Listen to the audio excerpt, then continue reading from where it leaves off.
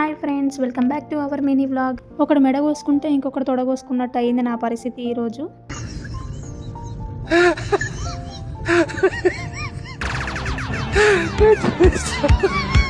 ఎందుకు ఇట్లా అంటున్నాను అనుకుంటున్నారా?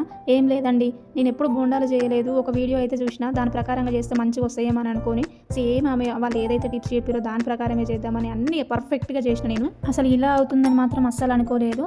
ఒకసారి వీడియో అయితే ఫుల్ ఎండ్ వరకు చూడండి, అసలు బోండాలు ఎలా వచ్చాయి అనేది.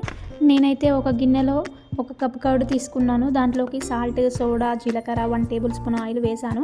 నెక్స్ట్ వేడి చేసిన వాటర్ 2 కప్స్ అయితే పోసాను. అదే కప్పుతో 2½ కప్ మైదా అయితే వేసేసుకున్నాను. వీటన్నింటిని బాగా మిక్స్ చేసేసి పక్కకైతే పెట్టేశాను. ఒక 45 మినిట్స్ పక్కకు పెట్టాలన్నమాట. తర్వాత నెక్స్ట్ నేను పల్లి చట్నీ చేయడానికైతే పల్లీలు, నెక్స్ట్ కొబ్బరి వేసి అయితే మంచిగా వేయించుకొని అవి కూడా పక్కకు పెట్టాను. చల్లారిన తర్వాత మిక్సీ జార్లోకి తీసేసుకొని అందులో పచ్చిమిర్చి, కొంచెం ఉప్పు, కొంచెం చింతపండు వేసి అయితే మిక్సీ పట్టేసుకున్నాను. చట్నీ పట్టేసిన తర్వాత అయితే దానికి తగిన పోపు అయితే పెట్టేసుకొని ఆ చట్నీలో అయితే కలిపేసుకున్న. చట్నీ టేస్ట్ మాత్రం బాగుంది. ఎంత బాగుందంటే చాలా టేస్ట్గా ఉంది. నేను ఎప్పుడు చేసినా ఇంత మంచి టేస్ట్ రాలే.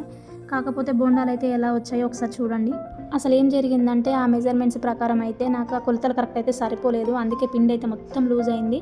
అసలు అవి ఒక్కొక్క షేప్లో అయితే వచ్చినాయి. పిండి అంతా లూజ్గా అయిపోవడం వల్ల ఇంకా నా అదృష్టం బాగుండి అవి పేలలేవు.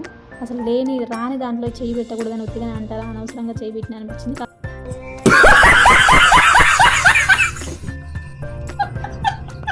కాకపోతే మళ్ళీ 1 కప్పు పిండి కలిపి తర్వాత కొద్దిసేపు పక్కన పెట్టి మంచిగా చేసిన నేను. అప్పుడు రౌండ్ షేప్లో వచ్చినాయి.